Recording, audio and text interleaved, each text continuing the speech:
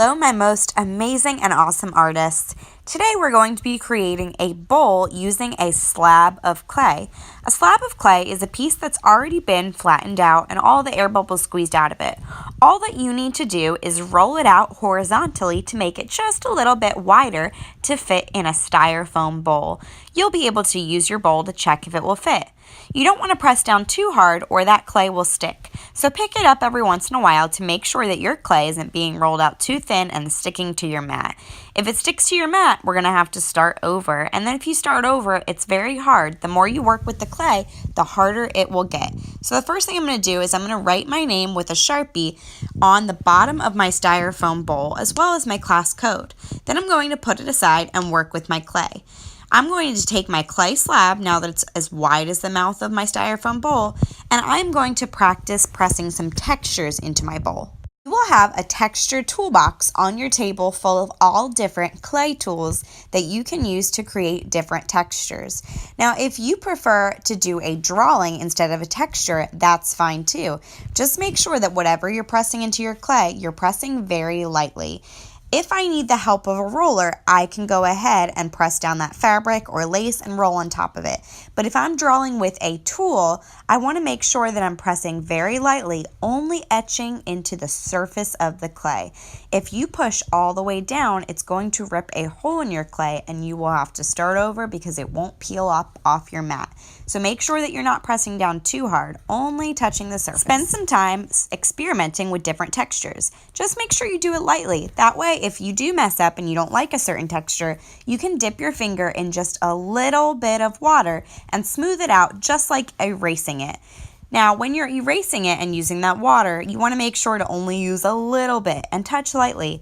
If you press too hard or use too much water, your clay will definitely get stuck to that clay mat and you'll have to start all over. Think about the center of your slab being in the center of your bowl. This is going to be called a drape mold because you are draping it into the styrofoam bowl and molding it to the edges of it. That means that you want to make sure you have a pretty uniform pattern. If you are deciding to only draw into your bowl, I would suggest putting it into the bowl first and then doing your drawing or texture. I only suggest doing your texture first if you're using the texture tools to create a pattern and if you're doing any rolling with the texture toolbox, because you won't be able to do that once it's in the bowl. So it's up to you. If you know that you're only going to draw, then you can put it in. Now I'm doing something called the pinky test.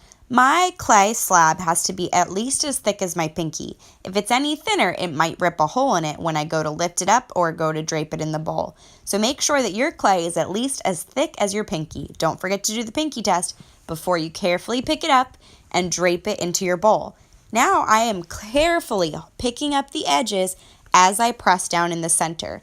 If I were to press down really hard in the center, it would rip a hole in the middle of the bowl. So I'm being very carefully to do each edge, pushing and pulling as I need to with very gentle touches, making sure that it is molded to the size and shape of that bowl. That way there's no air bubbles underneath. After it gets into the bowl and it's pretty smoothed out but not messing up my patterns, then I can go ahead and use a trimming tool to cut the edges so that they're nice and neat. You want to cut the edges as close to that bowl as possible. If you want a different kind of edge, you could create it yourself by making it wavy. Maybe you want your edges to stick out a little bit more. That's up to you. But it is easiest to trim it right to the edge of that bowl because you kind of use it as a guide to get a nice trim. If you have any kinds of little clay crumbs sticking out on your edges, then that will mean that they will be sharp edges once it goes in the kiln. I cannot give you a bowl with any sharp edges because if you were to eat out of it, you could get cut. So please make sure that you are trimming your edges and then using a little bit of water from your bowl on your finger to smooth out the edges after. You want to make sure that all of the rim of your bowl is smooth as well as the inside. But if you use too much water, it will make your bowl into clay mush. So make sure that you're only using a little bit just to smooth out that clay. You will have access to several different real pottery tools that you can use to trim your bowl or even some that will smooth out edges. Look at the tool and see if you know what it's for. If it's got a smooth end, more like a spoon, then that's probably for smoothing things. If it's got an end that looks like a fork, well, that's probably for poking things or making details like scratchy texture. That's not something you would want on the edges because that would create a sharp edge.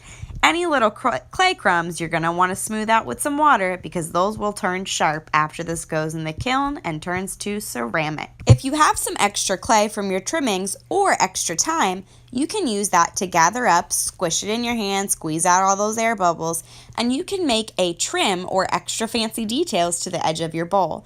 Now, if you know how to roll a coil or a clay snake, if you know how to roll a sphere or a clay ball, and if you know how to create your own slab or like a clay pancake, then you can make anything. You can attach anything on your bowl as well, as long as you know how to properly attach it. When you attach something with clay, you need to do something called slip and score. We like to call it scratch and attach because it's easier to remember. All you have to do is scratch it with a toothbrush on both sides to create a clay Velcro. You want to scratch on both the thing that you're attaching and where you're going to stick it. Both sides have to have the scratch to be able to attach. They need that texture to hang on to each other just like Velcro does. So anything that I'm adding to the rim of the bowl, I am scratching with my toothbrush and then attaching. Scratch both sides and then attach. You also want to smooth and smush it down. If you just scratch and attach, there's still a chance that it could fall off. It might stick now, but when it dries, there's a pretty good chance that those pieces will fall off unless you really make sure to smooth and smush them on. So give it a little wiggle, and if it falls off, you need to do a better job at scratching and attaching. I'm showing you a few different ideas that you could do on the rim of your bowl. There's spirals, there's zigzag, there's coils, there's swirls. Whatever you want to do would be fine. You could even make flowers, any kind of details, squares, triangles, any shape, polka dots. Whatever you want. Just make sure that it's not sticking out too much. If anything's thinner than my pinky, it will break before or even after it goes in the kiln. So if I make a coil to do this kind of zigzag or wave around it, I need to make sure that I do the pinky test. It has to be as thick as my pinky to be able to stick on that bowl and be strong. As these bowls dry out, they're going to get more and more fragile. Things might fall off, so please make sure you scratch and attach and do the pinky test to everything today so that it's nice and strong and can dry fast and get into the kiln without breaking. Please make sure we don't have any casualties. If you need to touch up anything before you finish, put on your finishing touches, make sure your name is on the bottom, and then you're good to go. When you clean up today, you'll need to use an art wipe to wipe your hands before you use the sink. The reason is because the clay on your hands could clog the sink if you went straight to that sink to wash them. So please make sure you use an art wipe to get the majority of the clay off your hands and also your clay mat. That way it doesn't dry up on the mat or in the sink. Then throw out that art wipe and you're welcome to visit the sink after. Alright artists, have a great time. I can't wait to see what you create.